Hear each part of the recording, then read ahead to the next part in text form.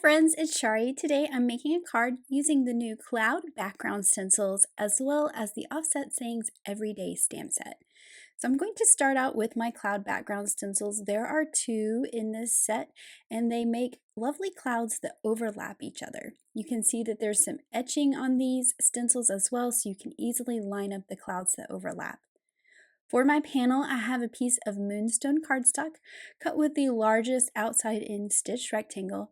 I've just added a little bit of removable adhesive to the back of it to stick it to my mat, and then I'm using my magnets to hold my stencil in place. Now the first layer, I'm doing some white Yeti pigment ink, and I did just recently re-ink my pad so it's nice and juicy, and I'm going to get a lot of ink on my foam tool here. And for this, I am just dabbing it. I'm pouncing it onto the stencil through those little clouds. But I like to kind of smooth it out a little bit, so what I do once I get my ink really pounced in there is take a brush and just kind of smooth it out a little bit. Now this is going to take a little bit of time to dry since it's pigment ink. It's sitting on top, and so I'm just going to help it along a little bit with my heat tool here because I'm a little bit impatient, but you can always just set it aside. Now for the second layer, once that is dry, I'm taking the other stencil, and you can see those little etching lines, and you can line it up with the clouds that you've already stenciled. I'll just put my magnets back on here to hold it place.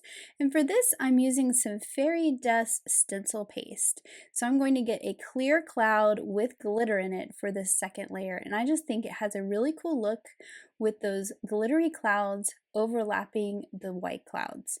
I am being very careful where I am overlapping that ink to not smear it around too much, just because I don't want that paste to kind of reactivate and wet that ink and smudge the edge of my clouds.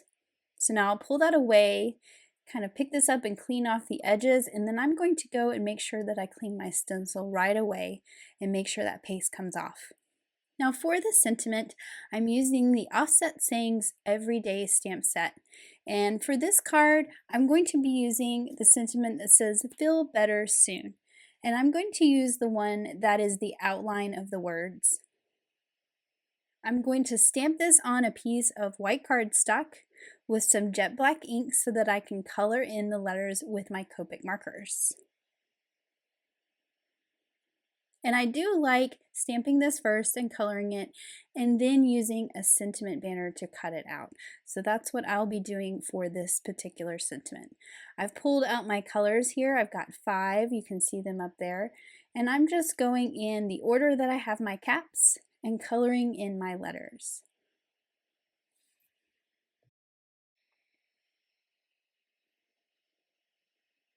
Once I have all those colored in, I'm going to pull out one of my sentiment banners.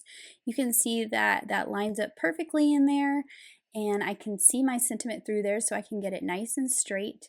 I'll just hold it in place with a little bit of low tack tape and run this through my die cut machine. Now to cut some grass for my little elephant to sit on, I have a piece of Cilantro cardstock cut with that same outside in stitch rectangle. I'm going to place my banner and my little elephant on here to figure out where exactly to cut this grassy hill. So I'm using one of the simple Grassy Hillside border dies, and I'll just hold this in place with some removable tape as well.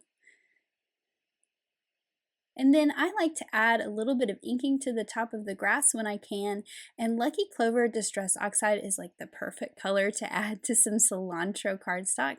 So I'm just going in with a small blending brush and adding a little bit of darkness to the top.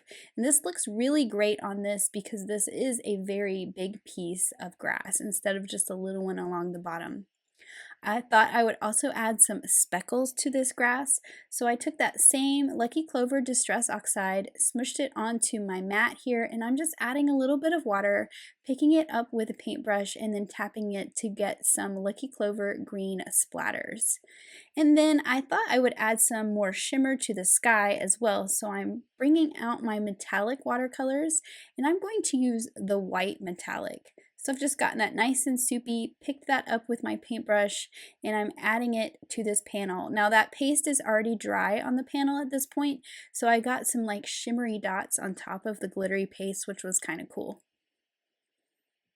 So I'll just set that aside, and once it's dry, I can start adding things to my card base.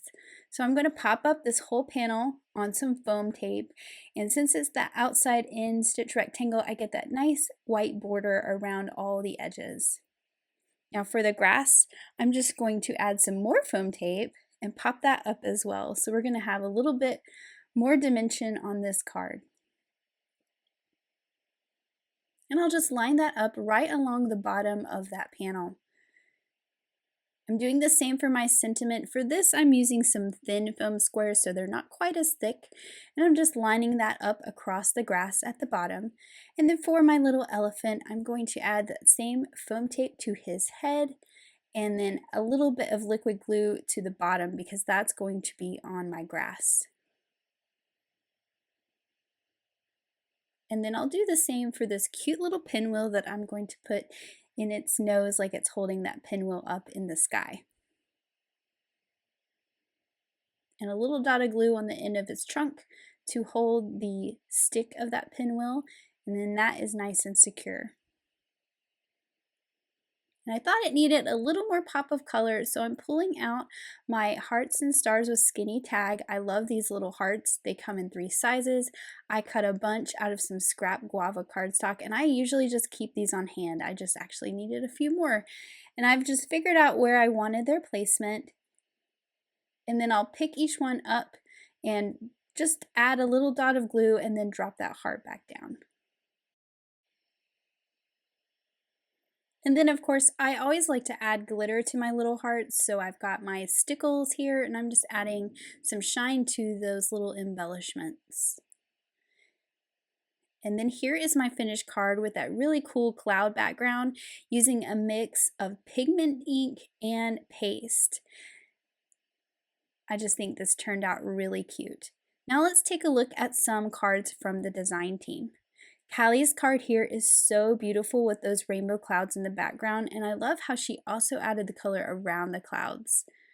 I love Letitia's rainbow clouds as well, and those cute little smiles added to it are so much fun.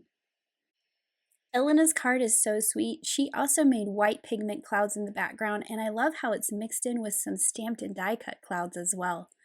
Another card by Callie with some rainbow clouds. They're perfect with that new Fly High hot air balloon set. And then Megan used the new cloud stencil to add a background to her shadow box card, and it is just adorable. Grace created a super cute magic color slider card with that inked panel in the background and white clouds. When you pull the panel, the clouds and the rainbow are the inked background for the little scene, and it is just adorable.